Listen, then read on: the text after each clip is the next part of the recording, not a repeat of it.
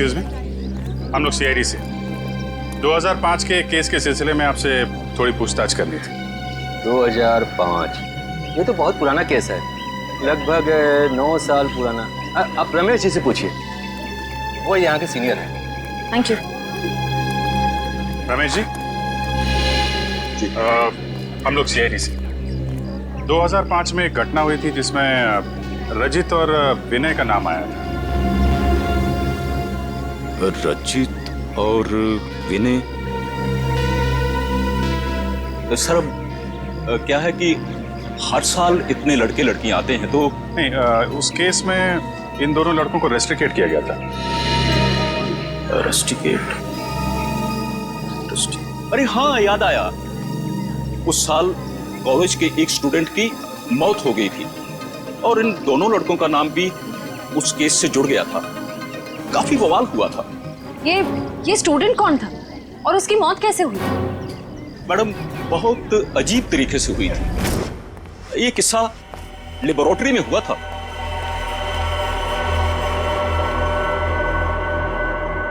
इतनी देर तक कौन काम कर रहा है? कौन काम कर रहा है?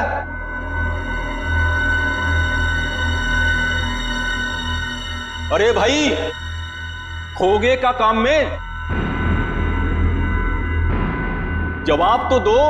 कब तक काम करोगे? अरे चुप क्यों हो? बताओ, मैं लेबोरेटरी बंद करूं या खुली रहने दूं?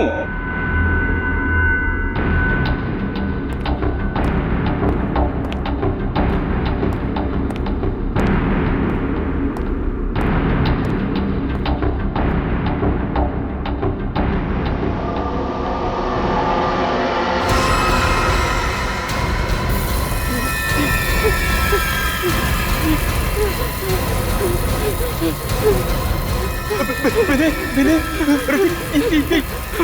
ये देखो संपत को क्या हो रहा है? सर बचाइए इसे, प्लीज सर बचाओ इसे। सर देखिए ना संपत को क्या हो रहा है। सर देखिए ना। क्या कुछ करो भाई। सर क्या हो रहा है, देखिए ना। सर बहुत भयानक था वो। ऐसा मैंने पहले कभी नहीं देखा था। एक आदमी खड़ा था और खड़े खड़े पिघल गया।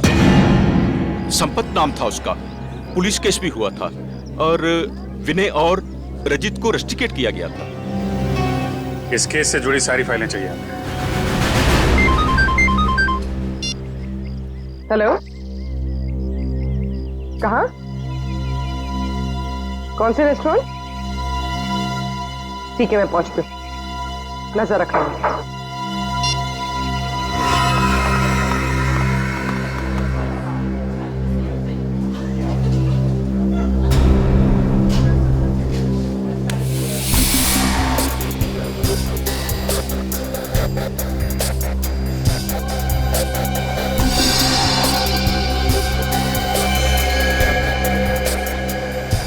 मजा तो आता है यार। अरे काहे का मजा यार? पता है, रात को जैसे ही जाते हैं ना उसके घर के सामने, तभी चौकीदारों को पटाना पड़ता है।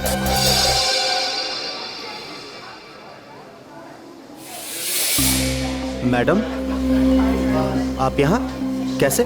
तुम लोग क्या समझते हो? तुम लोग कुछ भी करते रहोगे और तुम्हारा कोई कुछ नहीं बिगाड़ सकता। मैडम, हमने क्या किया? एक लड़की का जीना हराम कर रहे हो और पूछ रहे हो क्या किया है? टेढ़ी बात करोगे ना तो सीधा करना हमें आता है। क्यों कर रहे हो ये सब? मैम, हम खुद नहीं गए उसके घर, वो खुद ही हमें बुलाती थी। हम पहले भी बता चुके हैं मैम आपको। और मैडम, आपको जानना ही है तो आप जिया से बात करो ना, वो क्यों बुलाती है हमें? वो झूठ नहीं बोलती है। सर हम सच बोल रहे हैं सर, हमारा यकीन कीजिए प्लीज। हाँ जानता हूँ, राजा हरिश्चंद्र के चेले हो ना तुम लोग। देखो, लास्ट चांस करो, सच सच बताओ, उस लड़की को क्यों परेशान कर रहे हो? और अगर सीआईडी का तरीका अपनाओगे ना तो तोते की तरह बोलना शुरू कर दोगे।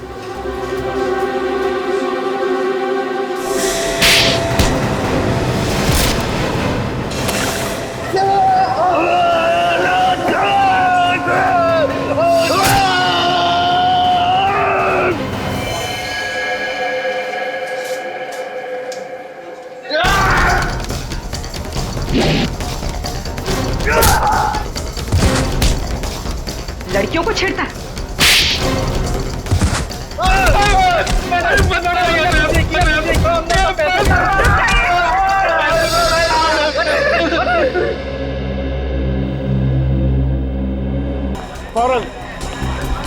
सुनिए सुनिए, जरा शांत हो जाइए। देखिए, यहाँ पर खून हुआ है। जब तक हमारा इन्वेस्टिगेशन पूरा नहीं होता कोई ये होटल छोड़कर नहीं जाएगा। मैडम आप भी ध्यान में रखिए, कोई भी गेस्ट नहीं जाएगा यहाँ से, समझे?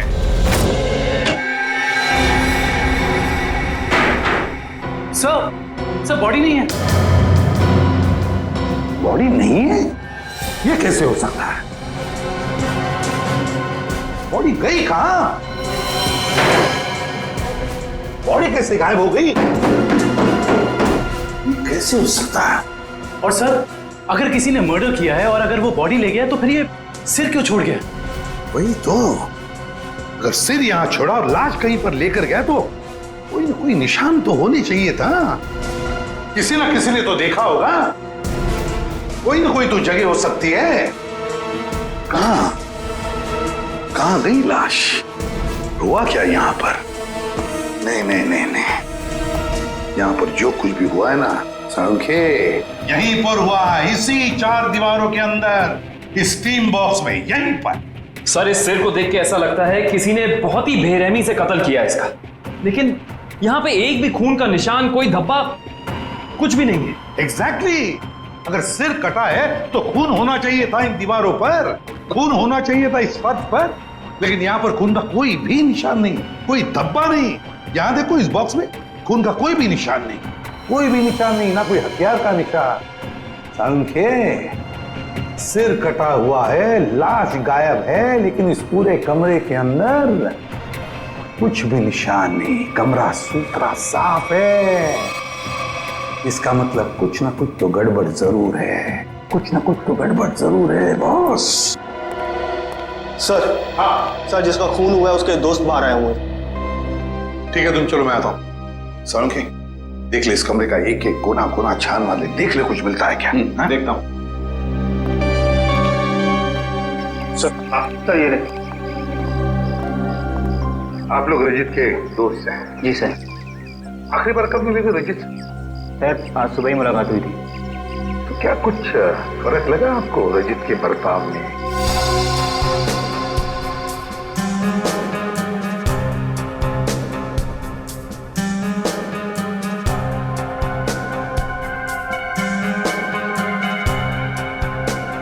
सर, ऐसी तो कोई बात नहीं है। इनफैक्ट हम जिम से साथ में ही आ रहे थे, कॉरिडोर में मेरी उससे बात भी हुई। बहुत फ्रेश और बहुत खुश लग रहा था वो। अरे रजित, कैसी रही तुम्हारी मसाज? हाँ, हल्का महसूस कर रहा हूँ। सेमिनार के लिए आए पर ऐसा लग रहा है वेकेशन के लिए आए हैं। मुझे लगा तुम वाकई में वेकेशंस के लिए ही आए हो। अरे कहीं सेमिनार में सो मत जाना। नहीं, मैं आधे घंटे के लिए स्टीम बात कर लूँ, फिर टॉक्सिन्स भी क्लीन हो जाएंगे और मैं फ्रेश भी लगूंगा। सर, उसके बाद हम दोनों यहाँ स्टीम रूम में आए और वो स्टीम रूम का अटेंडेंट रिकी, सर रिकी ने ही स्टीम रूम तैयार किया था रजित के लिए। Good morning sir. Good morning Ricky. 10 बजे का अपॉइंटमेंट है मेरा। Yes sir. सर, आप साइन कर दीजिए।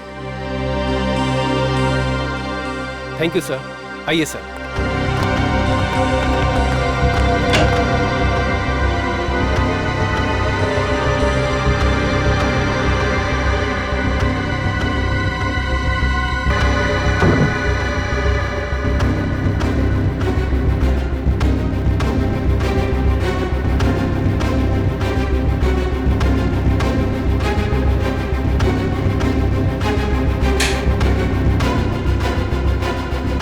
कितना टाइम लगेगा? सिर्फ 25 मिनट। चल रजित, एंजॉय कर, ब्रेकफास्ट में मिलते हैं। चल ठीक है, ओके। स्टीम रूम का अटेंडेंट रिकी। रिकी, ये स्टीम रूम का अटेंडेंट रिकी कहाँ है? जरा बुलाओ उसे।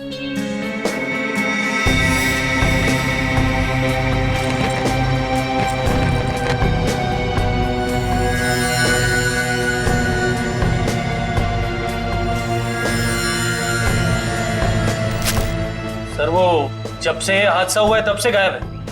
रिकी इस रिसोर्ट में कहीं नहीं। रिकी गायब है।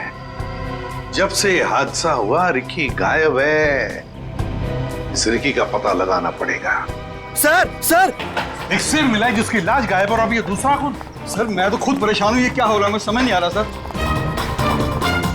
अब बाहर फेरिए।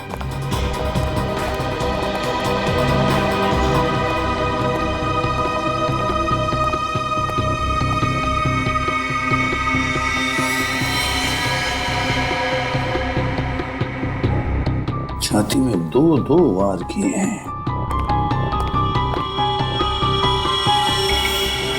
सर काफी गहरा है, पूरी ताकत से वार किया गया।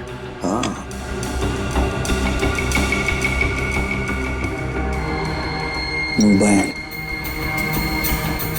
Correct sir. देखो फिंगरप्रिंट चेक करो इस पर। सर, हाँ, ये खाली ब्रीफकेस? स्टील की ब्रीफकेस, वो भी खाली। जरूर इसमें कुछ ऐसा सामान था जिसकी वजह से शायद इसे मारा गया। सर ये 2 ग्लासेस। 2 ग्लासेस?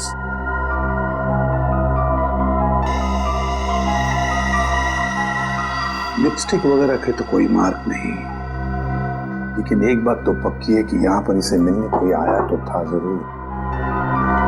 कोई ऐसा आदमी जिसे ये शायद जानता था, जरूर जानता होगा उसे। क्या नाम क्या था इस गेस्ट का? सर विनय नाम था इनका, और यहाँ पे होने वाले सेमिनार के लिए आए थे। विनय? तो इससे मिलने अगर जो भी कोई आया होगा उसका रिकॉर्ड तो हमें रिसेप्शन से मिलेगा ही ना? जी सर।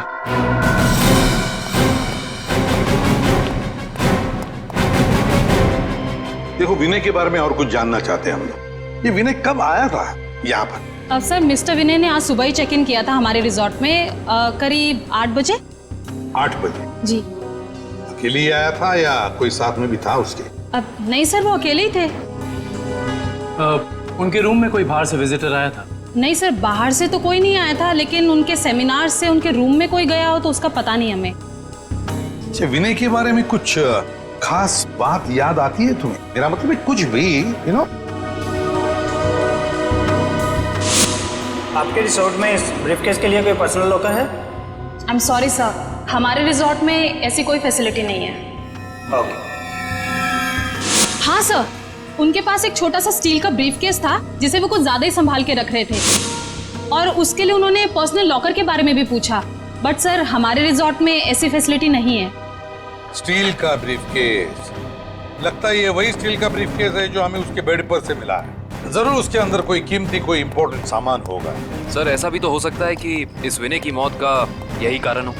हाँ सर, विनय के रूम में कोई होटल के बाहर से नहीं, होटल के अंदर से आया था और दोनों साथ में ही बैठे थे। सर, हाँ करण। सर इस फोन पर जो फिंगरप्रिंट थे उसे उठा लिया सर। Very good. देखते हैं आखिरी फोन किसका था। पार्टनर, जरूर किसी पार्टनर ने फोन किया था विनय को। पता लगाना पड़ेगा है कौन ये पार्टनर।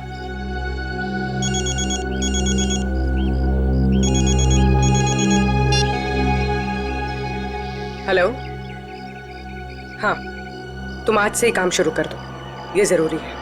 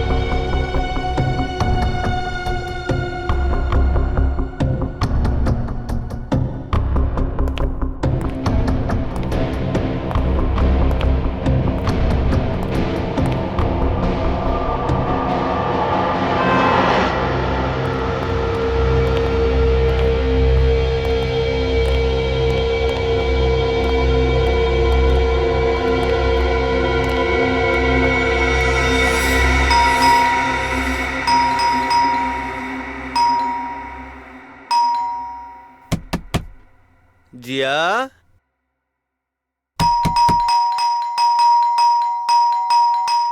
दरवाजा खोलो जिया। जिया, जिया, जिया दरवाजा खोलो वरना तोड़ देंगे हम, बता रहे हैं हम बस। ये इन लोगों का रोज का नाटक है। जिया, दरवाजा खोलो जिया। जिया प्लीज दरवाजा खोलो प्लीज, नहीं तो हम तोड़ देंगे दरवाजा, बोल दे रहे हैं हम। जिया, जिया, पुलिस को फोन करते हैं तभी बात समझ में आएगी। जिया, दरवाजा खोलो जिया। जिया,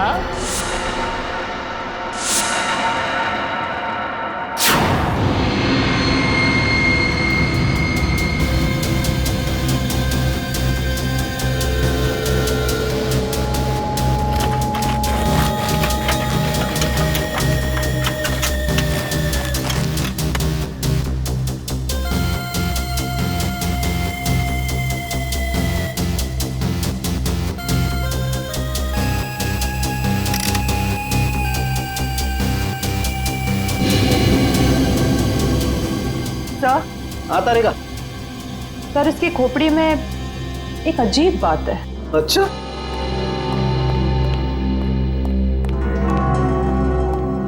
क्या अजीब बात है? सर इसकी गर्दन पे ना तो किसी चीज से काटने का निशान है और ना ही तोड़ने का। लेकिन कोई ना कोई निशान तो जरूर होना चाहिए। हाँ, कोई निशान तो होना ही चाहिए। अगर हथियार का नहीं है तो किसी और चीज का निशान होना चाहिए जिससे मारा गया। और इसकी खोपड़ी का अंदर का हिस्सा बिल्कुल खाली है। ऐसा लगता है जैसे कि सारी चीजें पिघल कर बह गई हो। ऐसा कैसे हो सकता है तारिका? इसके अंदर कोई मोम तो होता नहीं। खून है, मसल्स हैं, टिश्यूज हैं। हाँ, लेकिन ये खोपड़ी बिल्कुल खाली है। अच्छा तारिका, इसकी खोपड़ी में से जो फ्लूइड निकला था, तुम उस फ्लूइड को चेक करो, उसमें जरूर कुछ ना कुछ मिलेगा। सर,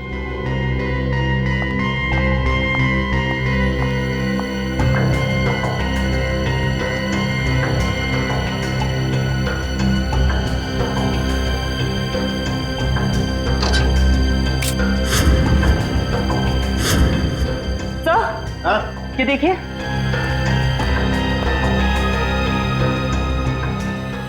अरे एसिड,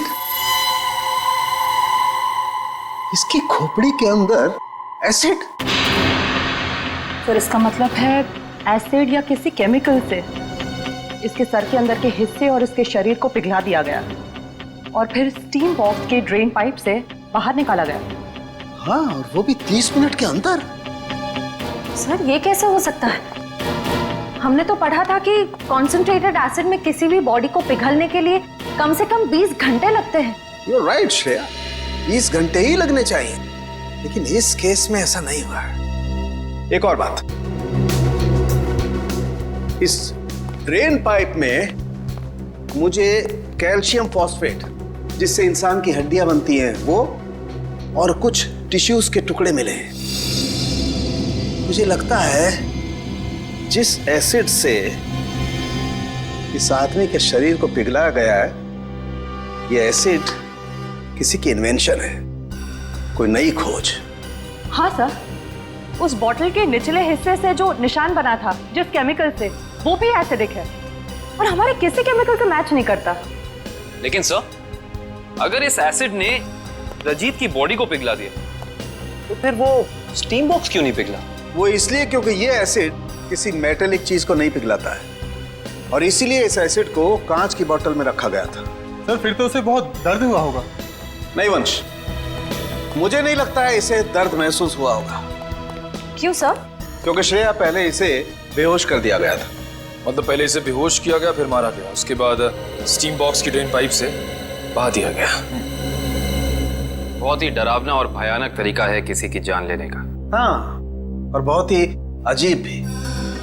सब कैसे किया गया होगा, ये कौन सा एसिड है, ये सब पता लगाने के लिए मुझे थोड़ा वक्त लगेगा। लेकिन सर, अगर ये किसी का आविष्कार है, नई खोज है, तो जाहिर सी बात है उसने उसके पेटेंट को रजिस्टर करवाया होगा। बिल्कुल करवाया होगा। इंटरेस्टिंग। इसका मतलब जिसने भी पेटेंट रजिस्टर करवाया है उसकी सारी इंफॉर्मेशन हमें गवर्नमेंट ऑफिस से मिल सकती है। हेलो,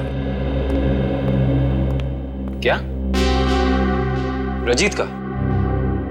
ओके, अभी पता चला है कि विनय ने जिस पार्टनर वाले नंबर पे फोन किया था वो और किसी का नहीं बल्कि रजीत का नंबर था। इसका मतलब विनय और रजीत एक दूसरे को जानते थे और रिजॉर्ट में विनय के कमरे में हमें जो 2 ग्लासेस मिले थे उनमें से एक ग्लास शायद रजीत का था।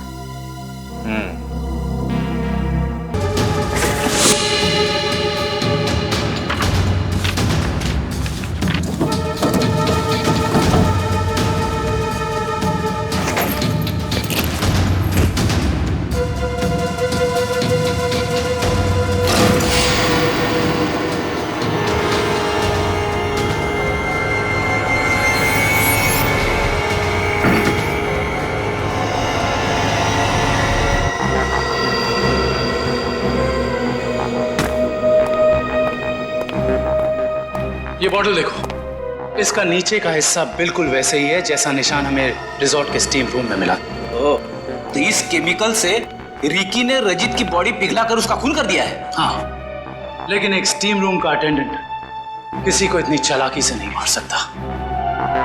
ये उसके दिमाग का काम हो ही नहीं सकता। कोई है जो उससे ये करवा रहा है। कौन करवा सकता है ये सब? इसका जवाब तो रिकी देगा।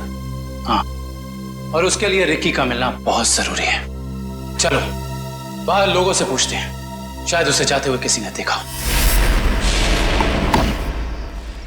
एक्सक्यूज मी, आप लोग सब यहीं आसपास रहते हैं? जी जी। ये वो रिकी रहता है यहाँ पे, आप लोग उसे जानते हैं? आज आपने उसे देखा?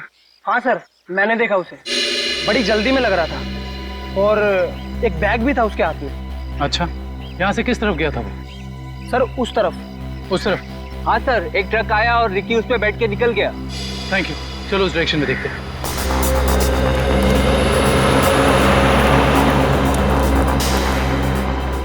ये देखो, यहाँ पे रेत गिरी है, शायद ट्रक से गिरी होगी। इसका मतलब जिस ट्रक में रिकी गया वो ट्रक बिल्डिंग मटेरियल लेके जा रहा था। यहाँ आसपास कुछ कंस्ट्रक्शन चल रहा है, ढूंढना पड़ेगा।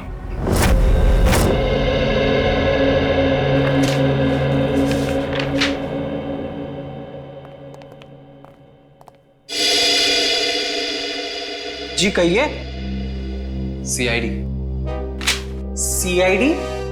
जी, पिछले हफ्ते में जितने भी एसिडिक केमिकल्स को पेटेंट कराया गया है उन्हें रजिस्टर करवाने वालों के नाम और पते हमें चाहिए। केमिकल का कोई नाम भी तो होगा। आप वो फाइल हमें दे दीजिए, हम खुद ढूंढ देंगे। ठीक है।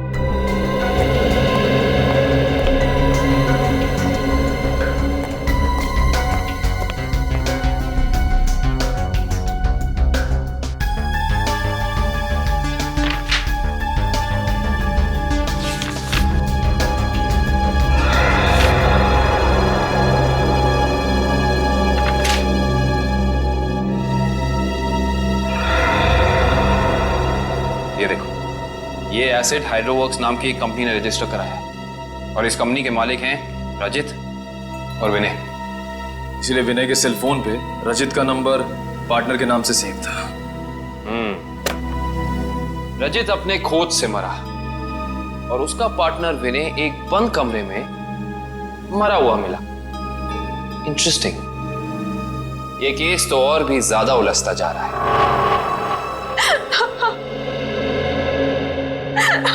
नैना जी, हमें भी बहुत दुख है विनय की मौत का। हम आपका ज्यादा वक्त नहीं लेंगे। हाँ, लेकिन आपसे थोड़ी जानकारी चाहिए हमें। मुझे तो अभी भी समझ नहीं आ रहा कि विनय से किसी की क्या दुश्मनी हो सकती है। बेहद शरीफ और मिलनसार इंसान थे मेरे विनय। अच्छा, ऐसा कोई हादसा या कभी उनकी किसी के साथ कोई तू मैं हुई हो या कोई दुश्मनी, कुछ याद है आपको? दुश्मनी तो कोई नहीं थी, पर हाँ, कुछ दिनों से उन्हें कुछ धमकी भरे फोन जरूर आ रहे थे। धमकी? कौन थे ये लोग? मालूम नहीं, पर मैंने बहुत समझाया उन्हें कि उन्हें जाके पुलिस में कंप्लेन कर देनी चाहिए, पर उन्होंने मेरी एक ना सुनी। रहे कि कोई मजाक कर रहा होगा। सीरियसली लिया ही नहीं इस बात को। नैना जी, आप हमें हाइड्रो वर्क्स के बारे में क्या बता सकती हैं? हमारी इंफॉर्मेशन के हिसाब से विनय और रजीत दोनों पार्टनर्स थे और इन दोनों ने मिलकर एक बहुत ही खास केमिकल की खोज की थी। देखिए, मैं बस इतना जानती हूँ कि वो दोनों साथ में काम कर रहे थे, बस।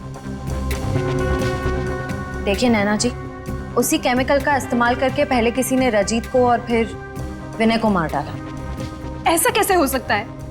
वो केमिकल तो विनय अपने साथ लेकर जाने वाले थे, एक ब्रीफकेस में। उन्हें सेमिनार में कुछ पेपर सबमिट करने थे और वहीं उन्हें रजत से भी मिलना था। अच्छा नैना जी, क्या पहले कभी ऐसी कोई घटना हुई है जिससे हमें कोई सुराग मिल सके? ऐसा कुछ खास तो नहीं, पर हाँ, कॉलेज के दिनों में जब वो जूनियर कॉलेज में पढ़ते थे तब कुछ तो केस हुआ था जिसकी वजह से उन्हें कॉलेज से रेस्ट्रिकेट कर दिया गया था। अच्छा, वो केस क्या था, कुछ उसके बारे में पता है आपको? देखिए, मैं ज्यादा कुछ नहीं जानती, पर बस इतना पता है कि कुछ तो केस हुआ था जिसकी वजह से उन्हें रेस्ट्रिकेट कर दिया गया था बेवजह। कौन सा कॉलेज था ये? GRN college. Thank you. Vinay और रजीत के खून का इस कॉलेज की घटना से क्या संबंध है, पता करना पड़ेगा।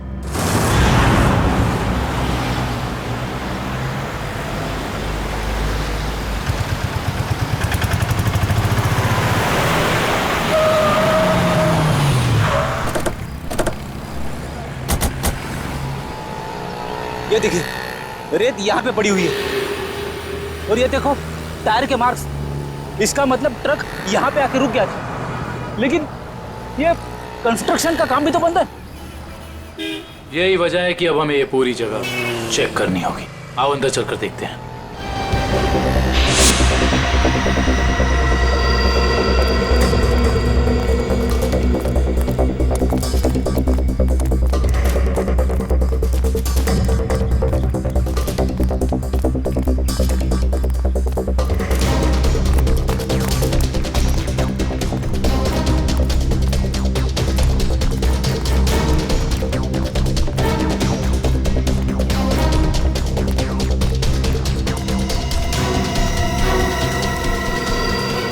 सर, रिकी यहाँ पे है।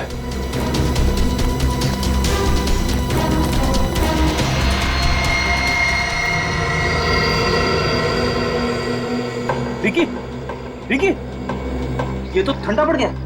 हाँ सर, इसकी स्किन भी कड़क हो गई है। पहले इसे हॉस्पिटल पहुंचाओ।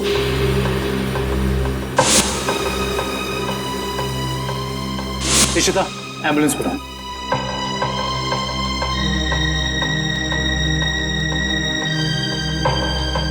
इसके शरीर पे जेल जैसा कुछ लगा हुआ है, जिसकी वजह से इसका शरीर अकड़ गया होगा। और ये देखिए, आसपास के पत्थरों पे भी जेल जैसा ही है। ये देखो।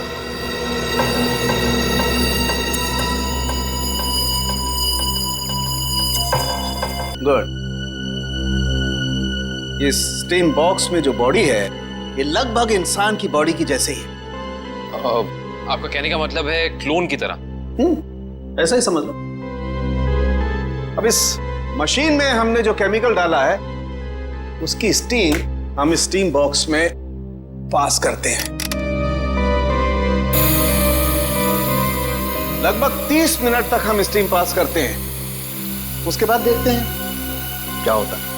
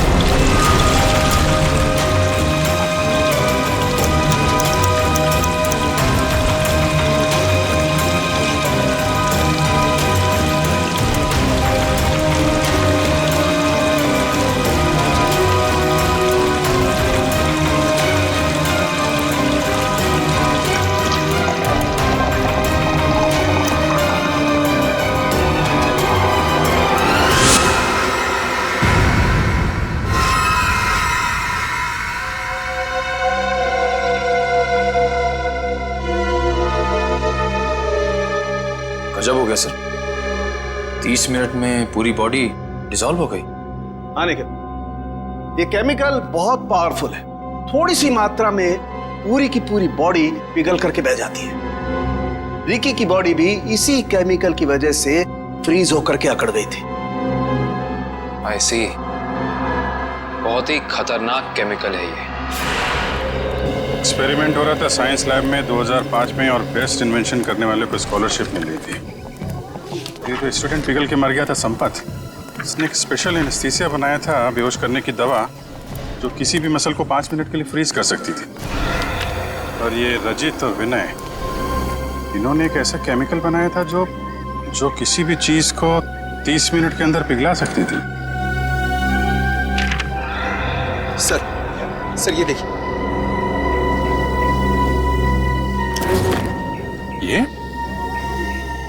ये भी उस वक्त कॉलेज में था, और ये बात उसने हमसे छुपाई।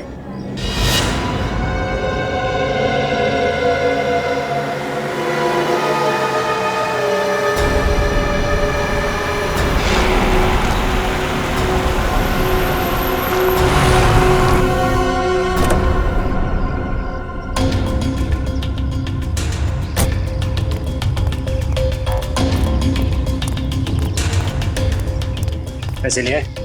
हाँ, ये देखो।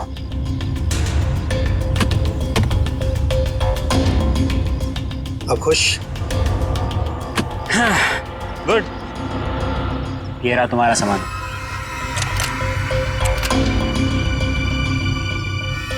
तो ये है दुनिया का सबसे बड़ा आविष्कार, जो अब मेरा होगा। बिल्कुल तुम्हारा है। Thank you. वेलकम।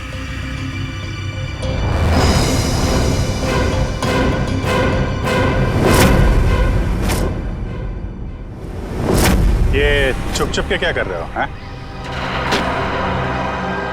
क्या कर रहे हो छुप छुप के? आगे मत बढ़ना, वरना ये बोतल इसी के साथ मैं फोड़ दूंगा। मत बढ़ना आगे, कह रहा हूँ आगे मत बढ़ना, नहीं तो ये मारा जाएगा। तुम यहाँ से जा नहीं सकते हो, छोड़ो उसे। आगे नहीं बढ़ना। कहा ना, मैं झूठ नहीं बोला मैं। पीछे रहो, आगे मत बढ़ना।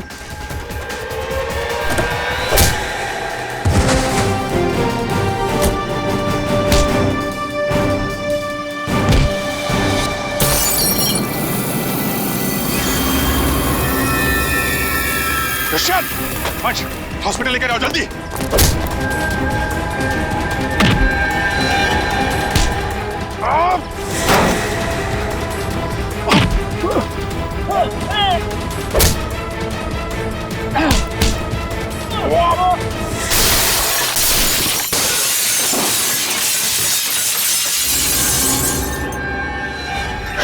हाँ, मैंने मारा उसे। विनय और रजित के केमिकल का इस्तेमाल करके मैंने संपत को लैब में मार डाला। रेटेन, तुम यहाँ क्या कर रहे हो? और संपत के बनाए हुए केमिकल पर अपना नाम डालकर मैंने उसे भेज दिया। क्यों किया तुमने ऐसा? मुझे पैसों की जरूरत थी। मेरे खर्चे पूरे नहीं पड़ रहे थे। और जब मुझे पता चला कि संपत ने एक ऐसे केमिकल का आविष्कार किया जिससे बॉडी फ्रीज हो जाती, उसकी इंटरनेशनल मार्केट बहुत ज्यादा थी। उससे वो केमिकल हासिल करने के लिए मैंने उसे भी मार डाला। रजित और विनय को उन्हीं के खोजे हुए केमिकल से मार दिया, और केमिकल बेच के पैसा कमाना चाहते थे, क्यों? हाँ। और इसमें वो स्टीम रूम का अटेंडेंट रिकी, उसने तुम्हारी मदद की थी।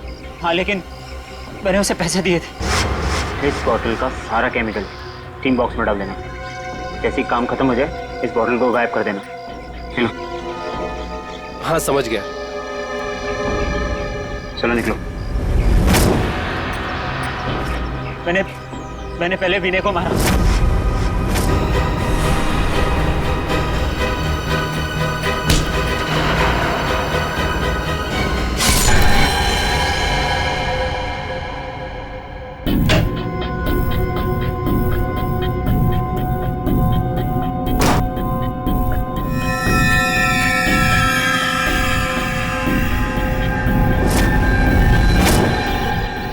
और फिर रिकी की मदद से मैंने रजित को खत्म कर दिया।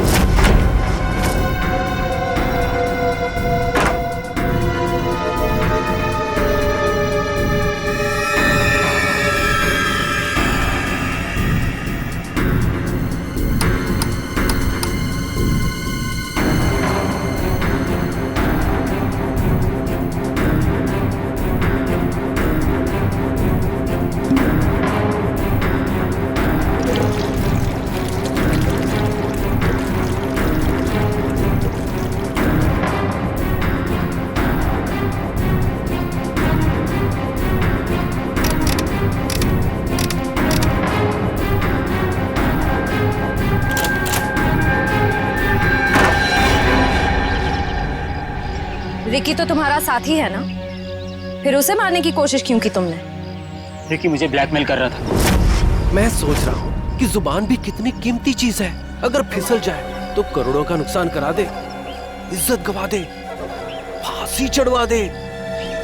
मतलब वो केमिकल की बोतल मेरे सीने में 2 मर्डर्स के राज, बहुत ज्यादा है। जुबान झेल नहीं पाएगी, वजन तो करना ही पड़ेगा। लो पैसे पकड़ो और अपना मुंह बंद रखो, समझे? उसी केमिकल से मुझे डरा रहा था। क्या करता? जरूरत थी और मजबूरी। Shut up! समाज की भलाई के लिए की गई खोज का गलत इस्तेमाल किया है तुमने। 3 खून किए हैं। तुम जैसे लोगों के लिए कानून ने भी एक खोज की है, फांसी। आप लोगों को जरा सा भी एहसास नहीं हुआ कि आप लोग सब मिलकर एक अकेली लड़की के साथ इतनी नाइंसाफी कर रहे थे? कोई इस तरह से परेशान करता है किसी को? बोलिए। सॉरी मैडम, ये रमेश जी को अपना फ्लैट बेचना था और उन्हें अच्छा बायर भी मिल गया था, इसीलिए सब। और मैडम, जिया घर खाली करना भी नहीं चाह रही थी और उसके लीज एग्रीमेंट को खत्म होने में अभी टाइम था। मैडम, ये रमेश जी ने एक दिन आकर हमें अपनी तकलीफ बताई और हमसे हेल्प मांगी। तो आप लोग ने मिलकर ये ड्रामा किया, एक लड़की के कैरेक्टर पर कीचड़ उछाला। आप लोग ऐसा कर कैसे सकते? और रमेश जी, आप पैसों के लालच में इंसानियत भूल गए। सॉरी मैडम, मुझसे गलती हो गई, अब ऐसा नहीं होगा। जिया अब यहीं रहेगी, इसी फ्लैट में। जिया, मुझे माफ कर दो, I am really sorry. Please sir, sorry बोल के मुझे शर्मिंदा मत कीजिए। थैंक यू मैम, आपने मेरी बहुत हेल्प की, वरना मैं अपने पेरेंट्स के पास वापस चली जाती। देखो जी, कभी घबराना नहीं, अपने हक और अपने सम्मान के लिए हमेशा लड़ना।